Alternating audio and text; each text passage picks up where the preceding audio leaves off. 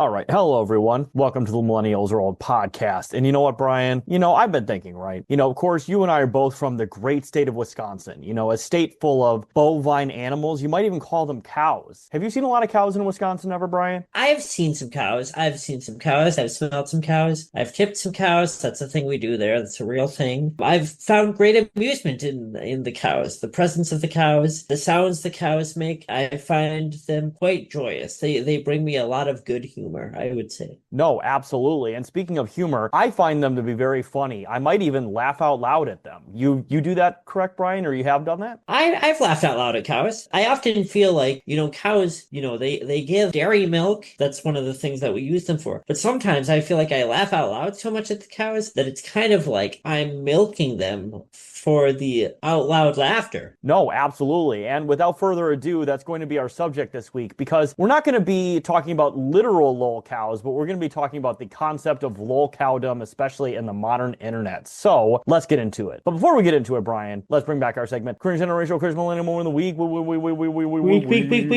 Week. Woo, yeah. And you know what, Brian? Even though it's been a developing story talking about lolcows, a person who covers lolcows kind of became a lolcow themselves, but they came out with a video today as of recording that I think very much put a light on maybe some of those claims not being correct. Would you agree with that, Brian? Yeah, and actually, to be honest, so this is not the first time this has happened to this individual, and I kind of suspected something like this would come out just because, like I said, attempts like this have been made on this person in the past, and they seem pretty good about, I don't know the guy. He's very good at managing his receipts and I would say maintaining his public image, which is something that an actual lolcow is absolutely not. Turkey Tom is a pretty popular on YouTube. He discusses online drama. He's part of the commentary community, kind of the modern commentary community. He's a Zoomer. I think he's like 23 now. He's been making content for years. Full disclosure, I don't think in a lot of ways, like maybe his values in some ways might not align with mine. He makes pretty good content, especially given the kind of area of YouTube he's in. He has pretty good editing for one thing, but also just the research he does is pretty solid, and he's relatively even-handed, which if you know anything about kind of drama, commentary, YouTube sphere, not all those guys are. And I think that's built him a good amount of goodwill and a pretty big fan base. Last week, some pretty serious allegations came out from, I guess, an ex-partner, or I'm not sure to what degree they were together, alleging that he maybe, and I'm not saying this in a shitty way, like it was unclear, like were they claiming he sexually assaulted them, or just that he was not a considerate, or like was too rough sexually? This is all like, it's funny because like when you hear this, you're kind of like, well, that could be true, because they also weren't crazy allegations. Some of the past allegations that have come out about Tom were like kind of outlandish, like almost cartoonish. So you kind of could out of hand be like, I don't know if that's true. I don't know if this guy would be dumb enough to do that. But this is like a thing that when I say, not that like, oh, it makes sense that like I always knew he was like that, but it's a pretty like a lot of people act like that behind closed doors. One of the claims, probably maybe the most solid accusation, was the claim that he filmed sexual liaisons without consent is a crime and is a form of sexual assault by itself. Even these are things that happen, so you're kind of like, okay. The irony of this is that a big part of Tom's kind of presence is he makes fun of lolcows, and he talks about them, and he, like I said, he's known for doing pretty thorough and relatively even-handed research on a variety of kind of internet drama subjects. And you immediately saw like a huge wave of videos kind of by lesser commentary channels because he's popular in this area and it was going to get clicks, and because I think low-key people, because he's in that field, have wanted him to become a subject for a long time. There's always kind of that element in people, right? They want to see the downfall. They want to see the schadenfreude. They want to see somebody who covers the lolcow eventually become a lolcow themselves, because the adage goes, if you stare into the abyss long enough, you will become the abyss. And I think, Taylor, you and I had talked about this off mic as it was kind of happening, and we were like, yeah, it sounds like there's some stuff going on with this guy, because we'd already decided we were talking about lolcows. And to be clear, a lot of my research, not all of it, but a lot of my research for this show was from like watching or re-watching like Turkey Tom videos, and kind of like, because he has just a wealth of footage of a lot of these guys, So I was pretty familiar with the guy's content, but we were like, oh, this guy might have done some pretty bad stuff. Another angle of that would be that he issues his response today, and it's almost like watching a Turkey Tom video, right? He's going through messages, he's going, well, this doesn't make sense, I can kind of like debunk this. It's almost just like watching a regular video by him, because that's another thing he does, right? Is like when people lie a lot, he'll make a video about that and do a lot of research about things that they've said that don't make sense. So it's almost like he was like, we'll see what happens. He kind of might have just turned this into like just a content for himself also. But I do think there's something where like, because he's deep in that sphere and he's done videos on most of the big internet pieces of shit that you can think of, right? Done a lot of videos about like Boogie. He's had feuds with people, but there's like this thing, and I think he's going to keep seeing it happen, of people trying to like pull him in, right? Trying to make him the subject. And I think that's part of the risk you run when you're involved in online drama. And that's always been the case, Taylor. Like, you kind of came up on Reddit and I came up on something awful, and I'm sure we both remember people that were active in those communities that eventually caught the ire of the communities, because that's what happens when you're playing around online with some of the most antisocial and autistic people in the world, right? No, and that's the thing though too, is that like it really does say something about his character. And I'm not saying he's like some, fucking saintly figure, obviously, or anything like that, but it does really say a lot about his character and forethought that he had the idea that he was going to be, facing some serious accusations one day. So he actually decided to have some receipts, because like, you're totally right. The kind of career that he's built up over the years, this kind of thing was inevitably going to happen. It just was. And obviously not maybe these exact allegations that were coming at him. Eventually someone was going to try to, quote unquote, cancel him or whatever. And he's like, oh shit, I'm actually, or at least seemingly from the video that we watched today, the reaction video, a seemingly kind of normal guy who just happened to find a psychopathic girlfriend who really fucked with him mentally and tried convincing him things that weren't true that she actually did, which I can tell you what, I've been in a few relationships like that, and hearing some of the things that this woman said about him, and that he was experiencing about her, I experienced those exact things. So I'm like, oh my God, this is like bringing back some memories to me. So I totally understand like his fucking like discomfort and trauma talking about a lot of these things. I'm like, God damn, bro. And when you see it all laid out, and like, man or woman, we've all either been in a relationship like that to varying degrees, or if we like, I've never been in a relationship with someone like that. I've been in some kind of toxic relationship. I've never dealt with anything like that, thankfully. But we all at least know people firsthand who we've like witnessed go through that. So you're like, oh shit, that is anything that happens. And I think part of his forethought comes, to be honest, with just like he does good work in this field, and so he clearly thought about that. I think a lot of it is because he's like a Zoomer that grew up online. He has a level of kind of self-awareness and understanding of the internet that even like millennials like us, a lot of us didn't have growing up. But because he's a little bit younger and he came up kind of with like the dawn of YouTube, with like the dawn of commentary culture, which we've talked about in the past, we did an episode on, that he's kind of watched all these things transpire in a way that like millennials who maybe were less self-aware on the internet didn't, right? Well, no, that's the thing, and that's certainly what we're going to get into on the Lolcow subject once we get into this thing, is that like the Lolcow subculture is a very Zoomer thing. Like, there are plenty of millennial Lolcows, of course, but the culture of the internet is so much different from when we grew up to what it is now. Like, being a Lolcow back in the day was, you were obviously very cringe, you probably had some level of neurodiversity, right? But like back in the day, people were cringe on the internet and nobody really cared. Whereas nowadays, if you're cringe on the internet for 5 minutes, your entire life is basically ruined if you engage with it. So like, for him to like, once again, document all these things and have receipts for it, like, no millennial would ever do that. They would have accusations thrown at them and their entire life would be ruined. And obviously a lot of those accusations were true, but a lot of them weren't. But there would be no way to disprove them because they wouldn't have any records either way. Well, and Lolcows in the late 2000s is really when you start seeing what we would now call Lolcows. There are always these people that people realize are funny and they're fun to make fun of online. The archetype still to this day is Christian, who really starts popping off, right? I'm not going to go do a whole thing about Lolcows, but just to point out the difference between what Lolcow culture kind of was when we were coming up online and what it is now. So you got Christian, you've got the Quickie, you've got Held Up on Something Awful, which is very specific to Something Awful, right? It's like, these people are shitty posters and they're kind of rude, and then we found out something really bad about them and now we're doxing them. Like, that was a whole form of Something Awful. You got like more or less similar things on 4chan, but it's very insular, right? It's very like, with the exception of Christian, this is someone in the community that we don't like for some reason. And sometimes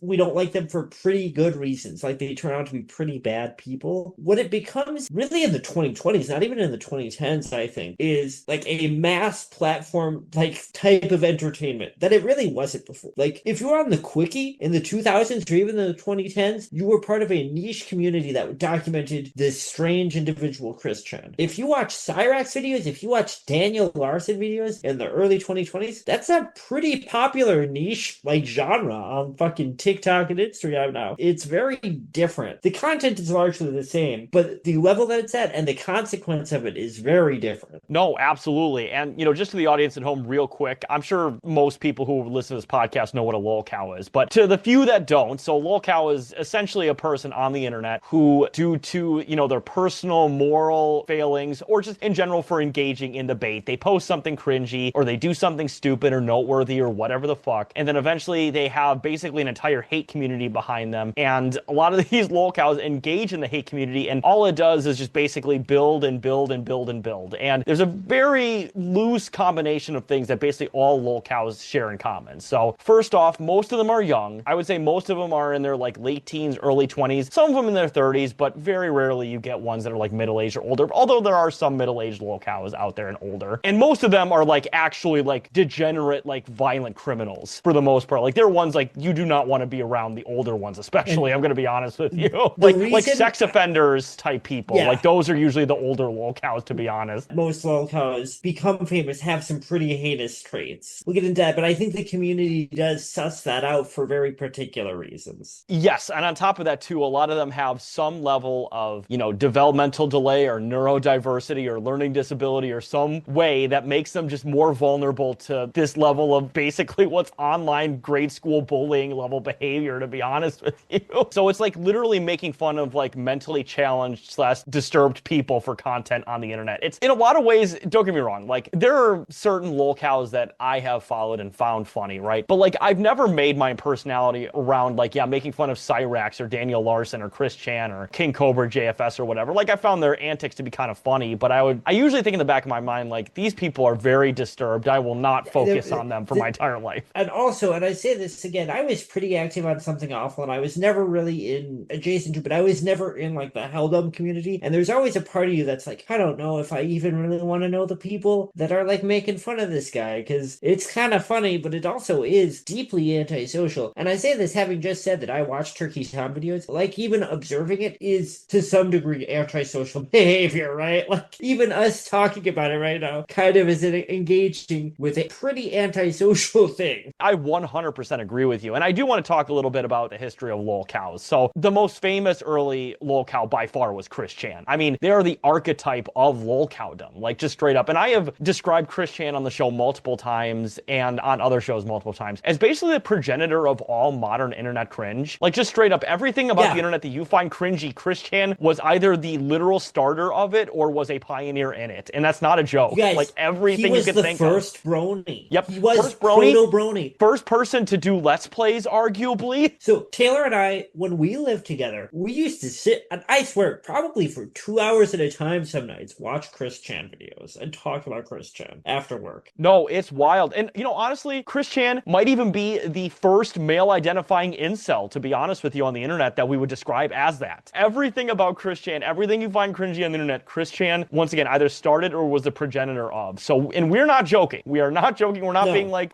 Velvet Underground or whatever, like only 20 people showed up to their shows, but all of them started a band. We're not talking about that shit, right? Also, one of the first annoying Sonic fans. Well, yeah. So the thing with Chris Chan, and this is kind of what I want to allude to before, is you find Chris Chan, he pops up first on Something Awful, and around the same time on 4chan, from someone in his town. People in his town are like, there's this funny, weird guy that goes to my card game shop, my tabletop game shop or whatever. And they make a little post about him because that's what you used to do on the internet, which we all have posted about a weird person we interact with. And it's not very nice, but it's mostly harmless. But somehow it kind of like more people go, oh yeah, I know this guy. And it kind of snowballs. The thing is, if any of these people, for the most part, were very nice, and this is not me excusing the harassment of them. This is me explaining a pattern that I've noticed. If any of them were very sweet and nice, eventually you'd stop. You'd get a few sadistic people and a few sad, petty people that would really try to ratchet up and keep making fun of them. But most people would go, yeah, they're funny and they're weird, but whatever. And they'd kind of walk away from it. And you see that happen occasionally on the internet, right? Those people don't really ever become lolcows. The people that become actual lolcows have themselves some deeply antisocial and kind of disturbing quirks, if not outright crimes or tendencies. is that's not a moral decision on the part of the mob of people harassing them. That is a convenience, I think. I think there's a thing where when you find someone like Chris Chan and then you find out that they say weird things about women or they say weird things about black people, which were the first things I think that people found out about Chris Chan that were unsavory, was that he was like homophobic and racist and like had weird ideas about gender, right? Which most of the people on Something Awful and 4chan making fun of him did not give a shit about. Once they knew that, they could make fun of him so much harder. Once you know that Cyrax is not just an unfortunate looking guy with a birth defect, but that he's did horrible things to a childhood friend of his who was blind, you can do whatever you want to him. Once you know that Nova Online does age play with teenagers, you can do whatever you want to him. Once you know that World of T-Shirts abuses animals and says racial slurs, you can do whatever you want. You can do whatever you want. Yeah. And,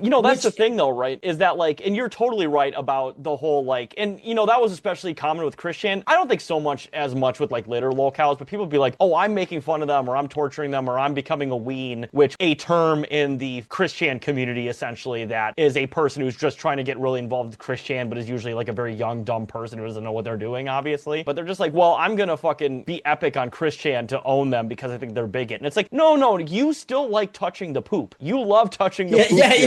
You like doing. If you really feel that bad, go to a fucking anti-ice protest and yell at some chuds. That's more useful than fucking making fun of Christian on the internet. Yeah, anything you do is more useful than this. We're teaching him a lesson so he can be responsible and take care of himself and be better to the people around him. And what's generally considered a very useful teaching method is cruelty and making fun of mentally challenged people. It usually teaches them a lesson. Mockery and bullying, it usually teaches people lessons. That's classic Lolcow harassment. What you see later on, especially with the TikTok crop of people, thinking now of Cyrax and then Daniel Larson are two of I think the big ones here, is more destroying their lives. Now people eventually did destroy Chris Chan's life, and Chris destroyed their own life. Also, let's be clear. These people all ultimately chose their own lives. They chose to stay online, and it's complicated. The thing with, let's say Daniel Larson, is when I was on forums, to us trolling meant someone is being stupid and obnoxious, and you make a post to kind of goad them into showing their ass, because it's funny. To the people that were trolling Daniel Larson on Discord, it meant fabricating a reality, gaslighting him about everything happening in his life. Well, he was clearly dissociated from reality already,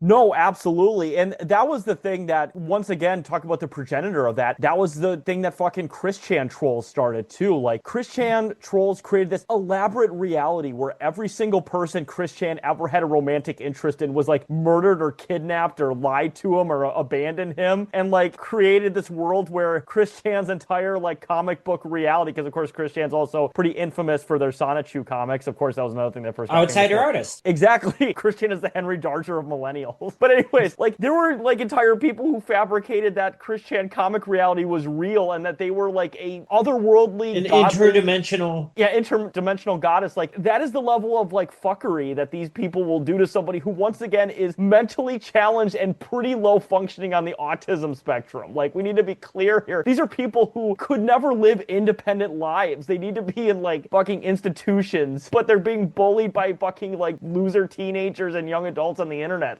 It's crazy to think about. Daniel Larson should not be a free person. World of T-Shirts should not be. Well, he's not. No, of course not. But I mean independent. I meant independent. These aren't independent people who are able to have apartments and living spaces and stuff. These are people who need either at least full-time care or to be institutionalized, and they're just out there fucking being menaces to society and being bullied online for on top of it. Because Daniel Larson, obviously World of T-Shirts is annoying, but he mostly just is killing himself. Whereas Daniel Larson is a menace. Everywhere he went. He would did he go to restaurants or whatever and just harass hostesses and stuff? What was his thing? What he would do largely was he would go to restaurants and he would order a bunch of food, and then he would not pay for it, but he would also not leave. He would just sit there and he would get on live and he'd say, hey, I need you to send me money for this fucking meal right now. Daniel Larson, must sound insane to any listener that is not familiar with this. He believed when he spoke to his Discord or when he spoke to his live that he was a very famous pop star. He had professionally recorded one song that his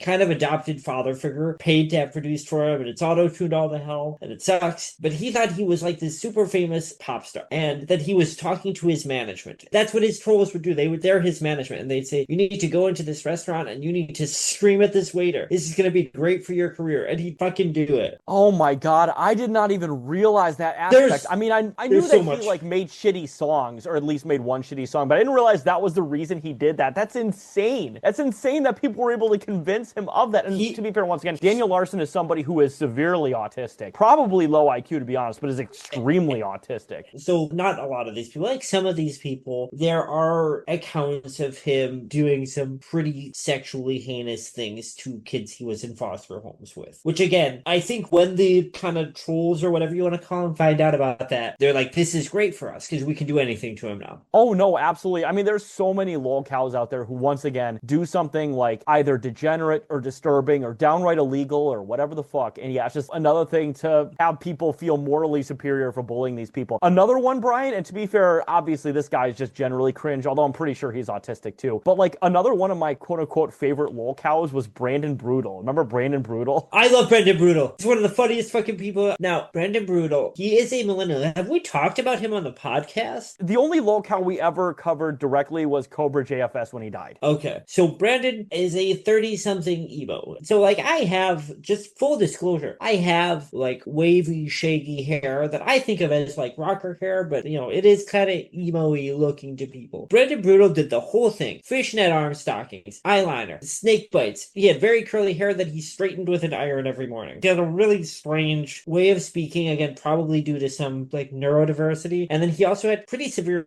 lisp. Is it a lisp? Is that what you'd call it? Or he has like an overbite that gives him a speech impediment? Speech impediment, something along those lines, yeah. But people kind of found him endearing because he's just this awkward guy who's just about what he's about. And he's like, hey, I love emo. I just need an emo girlfriend. And so because people like love that kind of corny shit, they're like, oh, he's so cute. Turns out he is a psycho. Pedophile. He constantly says, even before, by the way, before this sting operation that outed him as a pervert, he would constantly say, there's some sort of misunderstandings in my town. People in my town don't understand me. And so I just want to say, only attracted to people 18 and up. Because a lot of people in my hometown have the wrong idea. So I just want to put that to bed. All these 15-year-olds who are hitting on me, I'm not for that. He would out of nowhere say, like, I am not Davey Vanity. Davey Vanity was also a lolcow too. I mean, obviously a famous person, but became a lolcow. And thankfully, to be fair, disappeared off the internet. Thank God. I mean, the very least, they should be in prison. He's still around. He's still putting out music. Are you serious? Davey Vanity's still around. He's making the exact same thing. Well, okay, now he makes dark wave, but it's the same type of shitty fucking EDM. Oh God, that's speaking of crunkcore, Brian. Fucking Broken Side are coming back together, and they're playing in Madison in a little bit. You gonna go see them? No, God, I saw a live video of them from a few years ago. And one of the guys, he like took off his hat while he was playing a song. Of one of the guys, and he had one of the worst bald spots I've ever seen. Oh, it was legitimately like a fucking softball in the middle of the back of his head. It was crazy. Man, just keep the hat on then, man. To be fair though, Broken Side ran so Hyperpop walked so Hyperpop could run. Like if you listen to old Broken Side songs, they're literally just Hyperpop songs and like trap metal songs. Hyperpop is crunkcore, and it's also the other precursor to Hyperpop is furry music. I don't know if you were friends with furries like in high school or anything, either online or in person. I was, but they listened to a lot of shit that sounded similar to what I would call hyperpop now. Well, talking about Davey Vanity now, that's another thing is the lolcow who doesn't start as a lolcow. Big example of this, I guess, would be Boogie 2988, right? You got people that have whole ass careers or personas that are pretty popular. You want to go with someone more famous? Billy Mitchell, world's greatest video game player. Also, Andy Dick. Andy Dick is another one too. Andy Dick. And that's the other thing that you're seeing now with the 2020s lolcows is this makes it sound like I'm saying that the classic quickie something awful trolling was so much better or more pure, and I don't want to do that. That's self-serving and just not correct. There's an intensity and sadism to current, I guess, lolcow trolling. Boogie 2988, who is a lying asshole, seems like he's kind of a narcissist. I don't know, I'm not a doctor. But like that's his life now, right? Is degrading himself for like views and donations. Like he will never be able to do anything else again. Chris Chan will never be able to do anything else again, which is also because he, molested his mother. I don't mean to make him out to be too much of a victim. Allegedly. You know what's genuinely hilarious real quick about that charge? I mean, obviously it's horrible all around, no matter what. Even the accusation's fucking horrible, whether it did or didn't happen. But what's wild is that the actual charge that Christian was facing was literally so unheard of in the state of Virginia that they had to charge them with the opposite crime. Christian was let out of jail because they spent so much time in jail that they would have, even if gotten convicted, it would have been time served, so they decided not to even charge Christian in the first place. Or convict them, I should say. Does that mean that it's not on Chris's record? Nope, it's not on Christian's record because Christian was never convicted. I mean, I guess it doesn't matter because she's fucking infamous. But no, Christian spent like 2 years in jail waiting a trial that never happened and then got let go. Which, to be fair, being in jail that long on a charge like that probably does fucking violate the Constitution if you think about it. I mean, we're talking about something that is just a multitude of societal failures in every single way, just on this one, once again, on this one Lolcow. And who is, once again, to be very clear to the audience, we talk about Christian being the progenitor of everything. Christian is the most documented human in history. This is not a joke. They have the most documentation of any human who has ever lived. There is a wiki about them that's 2,000 plus articles long. Crazy. At some point in like the mid 2000s, people online noticed that this person was funny and awkward, and not just a community, but a history and sort of an architecture over the years and decades was built up around them. Ask me a question about Christian, and if I don't know it, I can find it out for you. I guarantee you. Probably at least 3 to 5 pages about it, at the least. No, it's genuinely fucking insane. Like, Christian has so much documentation out there that you could literally pinpoint on an exact day in almost any circumstance, especially since the year like 2005, that we know what Christian was doing that day. Insanity. Which is also because they can't stop posting. No, that's also very true. I mean, all those fucking daily videos that Christian would post, I mean, some of them are very Captain's boring, but some log. of them, all those Captain's logs, some of them are very boring, but many of them have like insanely quotable moments. A lot of those videos, there's something in there where I'm just like, that is a meme in itself. Like, how is this not like a meme that lasted a fucking month? Like, of course, like, if they see our house on the damn internet, they can have us kicked out and evicted. I'm working on it! Like, that shit is awesome. That part is, well, like, the one that makes me laugh every You know, time. another one from that exact video is, I am not Ian Brandon something! The other one that makes me laugh every time is the video where Chris wants to demonstrate to one of his sweethearts, who again, listeners, does not exist, how he eats pussy. And he's... Oh, that was horrible! That was so bad! He's like, oh, I licked your pretty little clit there. Tickle your pussy. You know, I love how a lot of those Christian videos ended up on porn sites because they were just that degenerate. That's the only place you used to be able to host them. They used to be hosted on the website Slutload, which is just a hilarious name for a website. Just a video that just says, Julie! And you're like, what is this? Yeah, I remember I got a medallion a few years ago for a Halloween costume of Christian, and the person who made the medallion actually, like, wrote a bunch of Christian memes on the box that I still have to this day. One of them is, Julie, Julie. Awesome. We're once again making fun of somebody who has the mind of a child who believes they're doing a sex tape for a girl that he's into. Like, we're just making fun of this once again. I mean, we're no better than people making fun of Daniel Larson, to be very... kind of a little bit, because we're not, like, actively harassing them, but you know what I'm saying. But yeah, exactly. The other thing with kind of the modern Lolcow thing is you keep finding them. Like, there's so many more than there... Like we said, like, there are a few in, like, the 2000s and the early 2010s. But you got Christian, you got people, especially in the gaming community, you might have someone like Darkside Phil, who actually is a pretty normal guy. He's just really obnoxious and kind of rude and stupid.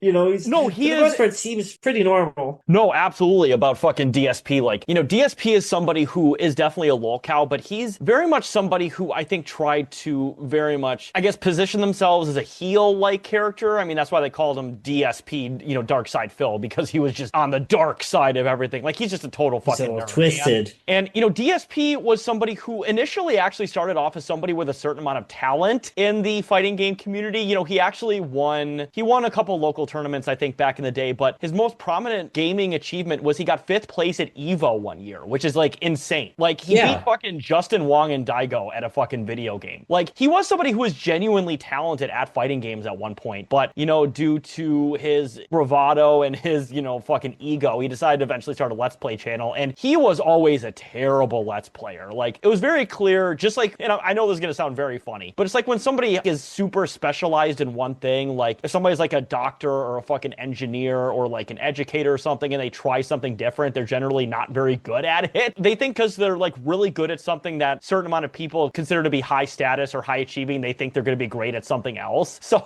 like, it's one of those things where he thought he's going to be good at Let's Plays because he happened to be good at some Street Fighter games back in the day. So like, he eventually just became a Lolcow because because he just became just horrible at video games. And every time anybody criticized him, he's like, no, I'm actually great. I could be really good at video games if I want to. And it's like, clearly not, because you're failing pretty bad all the time. The other thing I remember about Phil, at least back in the day, was that he was very like he does have fans. And he did then even more so. He had like legitimate fans, but he was kind of abusive to them. He would always complain about how he's like, this game isn't good for, my computer's too old. But he like would refuse. He'd be like, I don't want to spend the money to get a new computer. And a fan of his built him a gaming rig and sent it to him. And then like something on it didn't work. And Phil like put this fan on blast in a video, and he was like, yeah, this guy, and he said in my name, he built me this fucking computer, he sent it to me, and it's a fucking lemon. What a fucking asshole. It's like pretty rude. He's an awful fucking person. And like obviously there's some funny things that DSP did. Like, we got caught jacking off once before a stream. That was pretty funny. Or like another time when he started dating a girl, and this isn't necessarily funny, but he started dating a girl who also kind of became quasi Lolcow on herself, or a mini one. And when they dated, he was like 30 and she had just turned 18. So it was one of those things where there was some evidence that he groomed her when she was still technically a child. So like there's some interesting aspects about that. And then he eventually moved from his home state of Connecticut to fucking Washington State, like near fucking Seattle. And it's one of those things where he's like, well, I'm having financial issues in Connecticut because Connecticut taxes are so high, so let me move to fucking Washington State. Which, like, Brian, you moved from the upper Midwest to fucking the Pacific Northwest. Would you describe that as a particularly like, hey, I'm not doing good with money, I should move to the other side of the country? No. He's always complaining about money, he's always complaining about donations. And then eventually fans figured out, well, detractors, not fans, but detractors eventually, because that's his name for his haters, detractors specifically. And they found out that he is 6 figures in debt because of a pay-to-play WWE wrestling game on his phone. I'm not joking. I forgot about that. He's literally 6 figures in debt to the IRS and just in general because of his addiction to fucking WWE pay-to-play games on his phone. So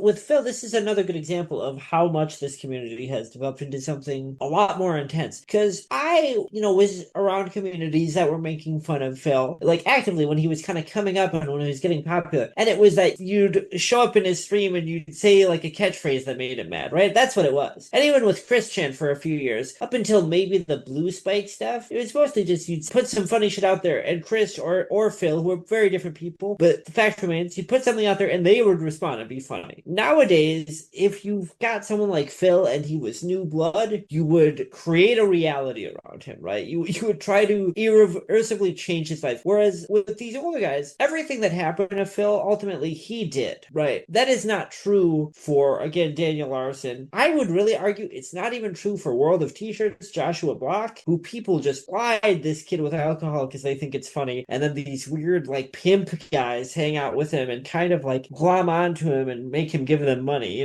No, absolutely. And, that was another thing we talked about Lolcows, because, of course, I mentioned the whole, like, neurodivergent / emotional problems, developmental delays, whatever. But, like, there is a section of Lolcows who don't have anything necessarily wrong with them. I mean, they're clearly, like, narcissists and have, a certain amount of, like, personality disorders, but nothing that would indicate that they're, like, mentally challenged or, like, even that mentally ill necessarily. Wings of Redemption. Wings of Redemption. Boogie 2988 is, once again, somebody who probably just has severe narcissism and, like, probably borderline fucking personality disorder or something. But, like, another person who has, like, deep trauma that really mined that into a career is somebody who is very similar to DSP. In fact, people call him the Black DSP, is Low Tier God. Now, Low Tier God, just real quick, is another person who started off playing video games. He was never, like, amazing, but he genuinely was pretty good, especially at Street Fighter games. Like, he's somebody that, like, if you went to your local tournament, you probably would have gotten your ass beat at Street Fighter by Low Tier God. Like, he was somebody who had a certain amount of talent, and he was also one of the first people to become a detractor of Boogie 2988, so he really called that one early. Like, that was like 2012, 2013, 2011, maybe. No shit. I was never a fan of Boogie, but when people first started talking shit about him, because I'd see his videos here and there, and just, but that's like a nice nerdy guy that you might be friends with at the comic book shop or whatever, right? Or at the arcade. That was kind of my impression. I don't think like many people. When people, including Low Tier God, started like really coming after Boogie, I remember feeling bad and being like, oh man, they fucking called it. They called that shit fucking immediately. And eventually his, like, I would say jumping off point for internet infamy was probably when he called out the video gamer Viscant, who Viscant actually did win EVO one year in, I believe it was Marvel vs. Capcom 3. He was a very good Marvel vs. Capcom 3 player, generally not a very good Street Fighter player, but eventually Low Tier God propositioned him for a online bout that eventually went, I think 20-6, although it's usually like first to 10, first to 5, first to 20 is like almost unheard of because that's just so much fucking game playing, especially just for two rivals, and it just wouldn't make any sense, especially in a tournament setting. But it was originally first to 10, it went from 10-6, and then eventually Viscant fucking came back and got like fucking 20-7 or something, so he kicked his ass in the long run. And then eventually he's like, Viscant, you're a fucking bitch, you're a virgin, you're a loser. And then eventually they fought in real life, and fucking Viscant just totally fucking destroyed him. And Viscant's talking about how he needs to Viscant said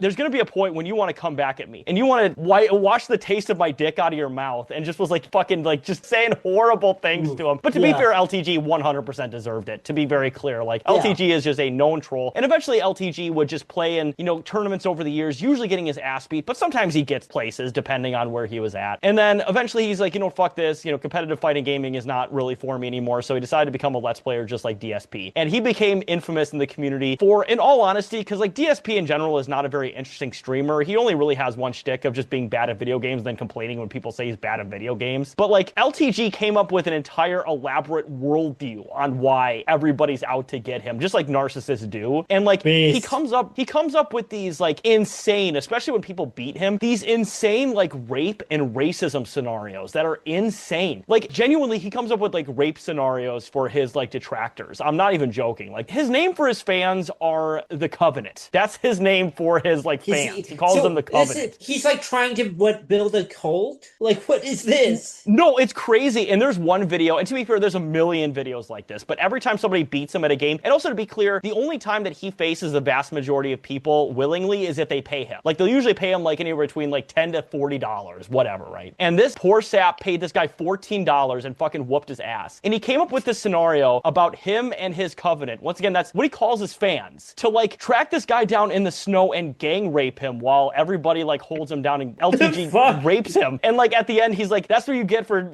fucking give me $14, you bitch ass N-word, go fuck yourself. And once again, this is an elaborate rape scenario that went on for 4 minutes. It's insane. It's one of those things where it's this isn't even improv. This is something that this guy writes down every day as I'm going to get back at my detractors every day. It's insane. It's legitimately one of the most deranged things I've ever seen from an internet figure. And he does this almost every day. It's crazy. And you would think somebody who's this toxic and this fucking narcissistic would just eventually have the fucking cops called on them, or eventually wouldn't have anybody talking to him. But eventually he had a meme that became famous, and he eventually hosted a streamer award that Hassan showed up at. Genuinely, it's crazy. This fucking freak eventually hosted a streamer award that big streamers showed up at. And then the next day people found out that he's a fucking deadbeat who's 6 figures in debt, lives in Section 8 housing, and has a daughter that he's never acknowledged. It's awesome. So guys, this can be your life. You can be famous. Anyone listening? No, absolutely. You can be just as famous as a fucking man who's in his 40s at this point, who is a deadbeat dad who comes up with elaborate rape scenarios for his haters. But if you don't want to end up like this, and look, there's a lot of different personalities here. I kind of wanted to just give a list. I'm not going to because there's too many and I can't whittle it down of Lolcows who have come to prominence in the last 5 years. There's so fucking many. But here's what I'll say. They're very different. There's a variety of people, a variety of disorders, variety of situations, variety of levels of guilt or horror or severity. The one thing, if you don't want to be like these guys, if people fuck with you on the internet, just don't engage with them, I guess is the easiest way to avoid it. There's a few things that kind of broadly all these guys have in common, but that's the one thing that they all did that set them on this path, right? Is that they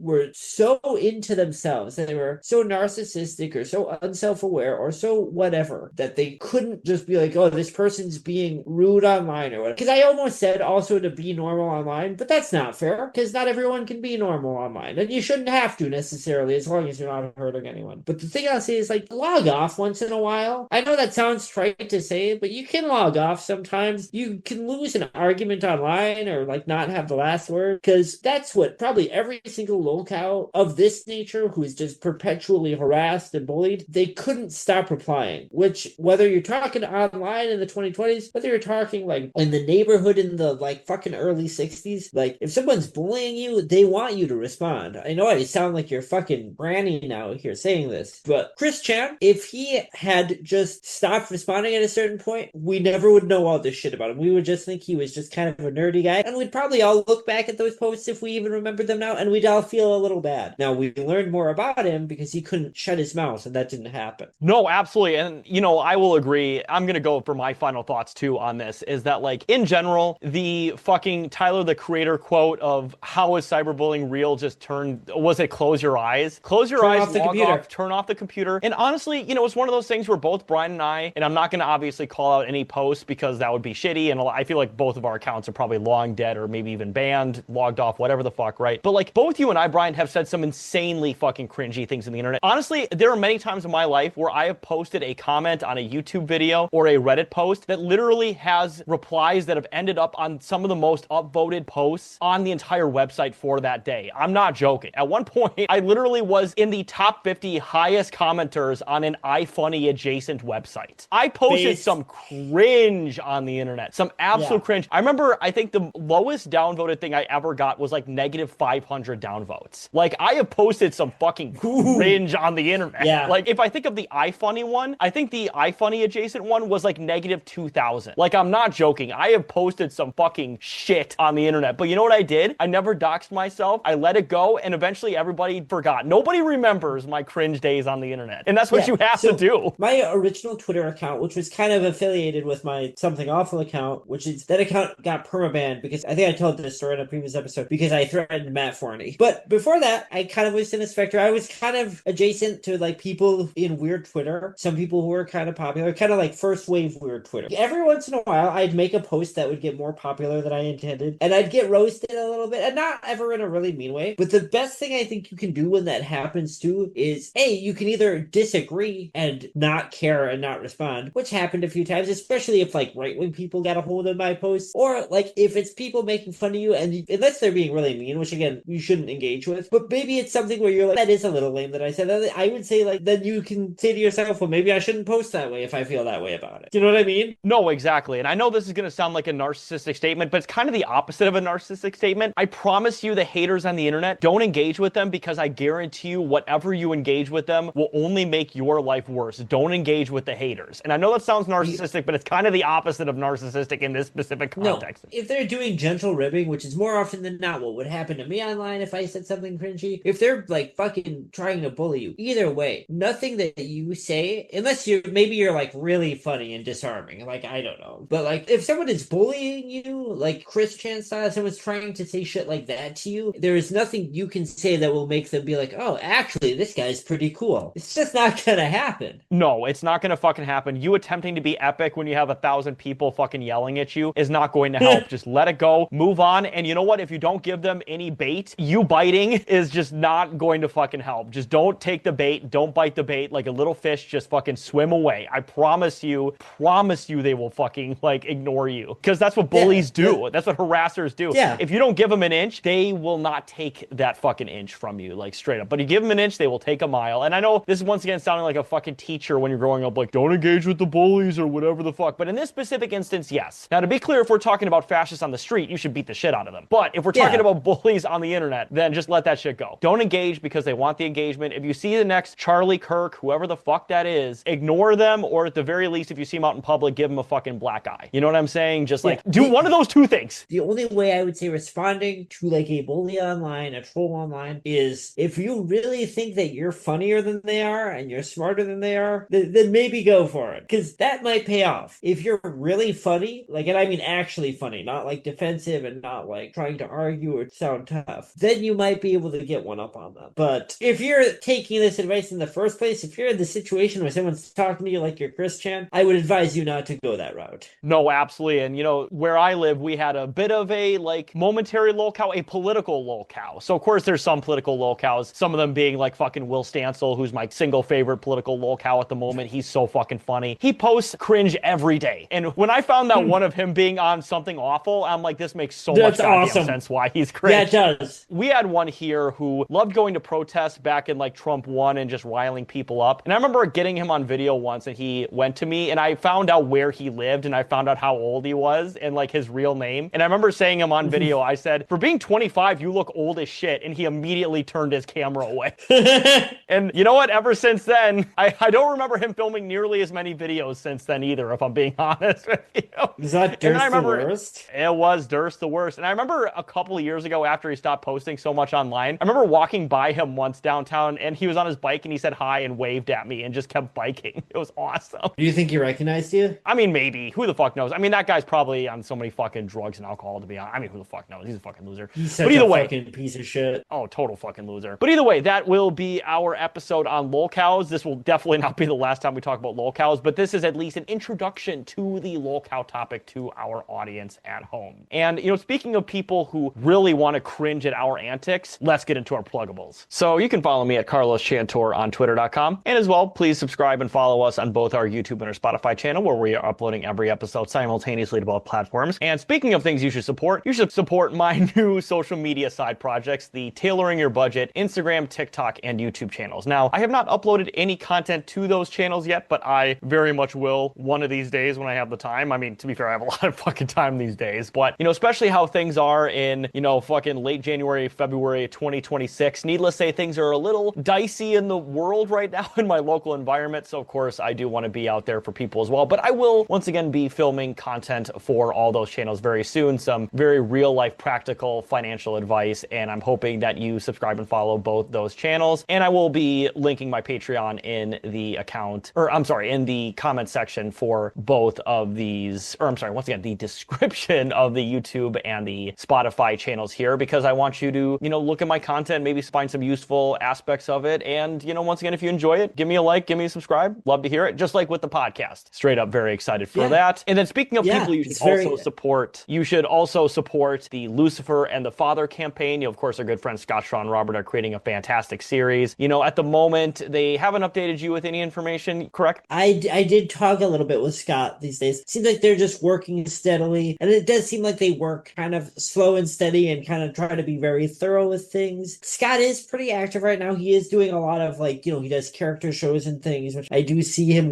doing a lot of work in that. So they might just be kind of parceling it out and keeping their energy. And I think Sean also has a lot of projects going on. So it is still rolling, but I do want to check in, and actually I want to get Scott on soon just for a general episode to check in and then maybe get his thoughts on some kind of adjacent topics like we had him on for the Terminator episode. Do something like that. We'll kind of pick his brain then. But I haven't got anything new. I mean, I'm sure they've made progress since they spoke to us, but I think they're at kind of the same stage they have been. No, absolutely. And of course, we're going to be very excited when they update us with new information. And of course, we're going to be excited when they, drop future episodes of Lucifer and the Father, because once again, they're just great friends of ours. And, as always, if you donate to their crowdfund, just send us YouTube comments, send us an email just showing us that you donated. We will, within good reason, match those donations about, 15, 20, 30 bucks, because we want, Scott, Shaw, and Robert's dreams to become a reality. And, as well, of course, speaking of people who we really, really want to support and is taking W's every day, even though his name starts with an L, Luigi. He's currently facing the barrel of, of course, the federal government as well as two state governments. But,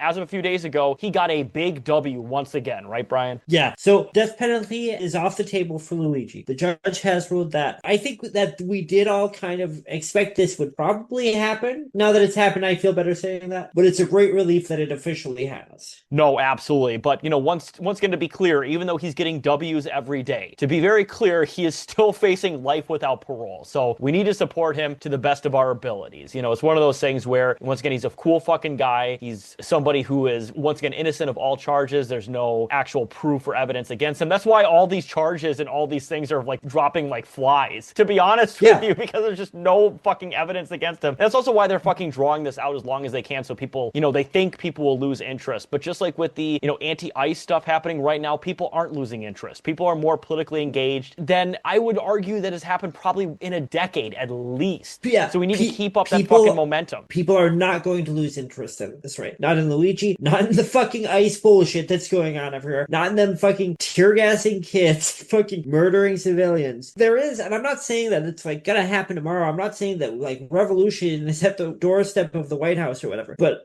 everyone is feeling this now. It's not just racialized minorities. It's not just LGBT people. It's not just the most underprivileged people who have always taken the brunt of all this abuse and have always had to be hyper aware of it. I mean, they're still feeling it. I'm not trying to say it's all equal, but everyone in America, except for the very, very powerful, are feeling these pressures. They're feeling their rights slip away. They're feeling themselves have even less stability, more precarity, less options, and people don't like that. And when that's going on, and then you look at someone like Luigi Mangione, who is being railroaded by the system, they don't have any evidence. He is absolutely not guilty beyond a reasonable doubt. We say this every episode, but I just cannot stress it enough. They are dragging this out because they want to make an example of him, because they see all of the solidarity that we had for him last year, and they're going, we can't have that. We need to let them all know that we can do whatever we want to him. No, absolutely. And, just like how people thought that was going to be how fucking Alex Preddy and Renee Good, they're like, they fucking just smeared their name, called them fucking domestic terrorists, whatever. And then people were like, you know what, this is fucking bullshit. We see through it. And they fucking rose up, and they're continuing to rise up. We need to do the same thing with Luigi. They just expect you to believe that, once again, this completely innocent man is responsible for a high-profile killing of a fucking multimillionaire who led a billion-dollar company. And there's just no fucking evidence for that at all. Yeah, to be very clear. Whether you believe personally he did it or not, there's no evidence. No, exactly. Yeah, whatever your personal feelings are, there's just no reasonable evidence about it. I'm sorry. There just really is none. And with all the duplicitous, illegal, and unethical things they did to get that supposed evidence out of it, there's no reasonable jury in the entire world that could reasonably convict Luigi, which is why, once again, he's not only not guilty, but innocent beyond a reasonable doubt. He's just somebody who we need to fucking support no matter what. And just like with Lucifer and the Father campaign, if you just send us an email, send us a YouTube comment, we will match those donations within good reason, about,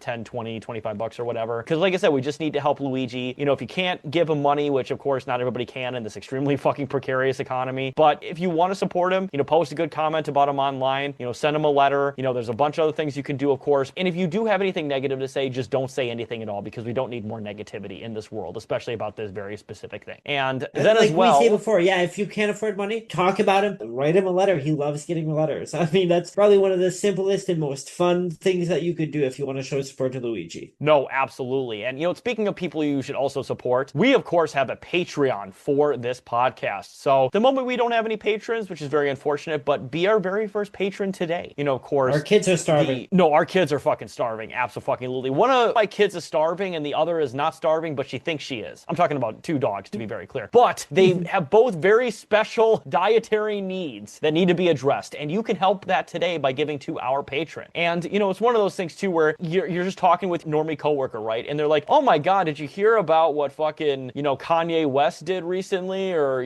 what fucking, I don't know, Ruby Rose did recently or whatever? Aren't those people crazy? And you can be like, oh yeah, absolutely. I know about fucking weird fucking figures on the internet. There's this one person I know who started off as a very racist, homophobic, sexist bigot who later became trans, believed that the entire world revolved around them and that they were a goddess, and almost certainly raped their own mother. Can you believe that? And they'll be like, wow, that's really cool. I'm glad you told me about this. If there's a hot new chick that works at your company and you don't know how to break the ice with her, go up there and talk to her about Nova Online. No, they'll think you're the fucking coolest person ever. They love that. Just straight up. They'll think you're normal. They'll feel comfortable around you for sure. No, absolutely. I mean, to be fair, we are joking. There are genuinely real women out there who will find that funny or interesting. Those are almost certainly women you probably should not be engaging with, but they do exist. They do exist, to be very clear. And some of them, not bad. No, some of them are certainly baddies. I will give you credit for that. But no, once again, you can get that information 48 hours before anybody else because you became a patron of ours today. So once again, become a patron of ours because we're fucking awesome. And then, Brian, do you have any pluggables as well? All I've got right now is, as always, follow the podcast at Millennials Are Old Pod on Instagram and Threads. That remains the most consistent and probably the quickest way to reach us for the show. If you want to recommend a cringe generational segment, if you're really angry about something, if you want to do a Gamergate on us, if you would like to make us into Lolcows, please do not. I really don't think I can handle that kind of pressure right now. I've got a lot of things going on in my life. I've got a lot of stress, and I can't really deal with that level of exposure unless you want to give me lots of attention and adulation and money. Similarly, you can follow us on Facebook at the Facebook page simply titled Millennials Are Old. You can follow my personal account where I post a lot of things adjacent to the podcast, sort of the same sorts of things we talk about when we do movie analysis, things about books I'm reading, a lot of cringe millennial content there for my personal account, Instagram and Threads as well. That's JLo Biafra, which as I say it out loud now, I realize is a very millennial username. But that's the thing though, Brian, that was what millennials did. Let's be honest, Brian, millennials had the best usernames on any platform ever. Just straight up, we would have the best fucking jokey parody nicknames and usernames of all time. One of my usernames online is Mark Juggalo. Tell me a Zoomer that could come up with that. They don't even know what Juggalos are, or Mark Ruffalo. They don't know either one. Mark Juggalo is pretty good. I had a couple others too, but that was my most recent one. I'm like, yeah, Mark Juggalo. Yep, that's gonna be it. No Zoomer would ever call You typed that and you were like, nice. Nowadays they just call themselves the Dildo Man or something. I don't fucking know. They just come up with some dumbass thing that's not even clever. That did get me though. Or they call themselves just their name on the internet. internet. That's fucking lame. Have a certain amount of OPSEC, you fucking Chet children. Dick. They have one that's fucking Chet Hank, but it's Chet Hunk or something. I don't fucking know. And it's like Hunk from Resident Evil, but he's like a Rasta or something. Like, it would be something a bit more creative. What you just said, you were trying to come up with a Zoomer name, but even Chet Hunk is more like a millennial name. No, I'm saying like millennials would come up with something much better than that. Oh, I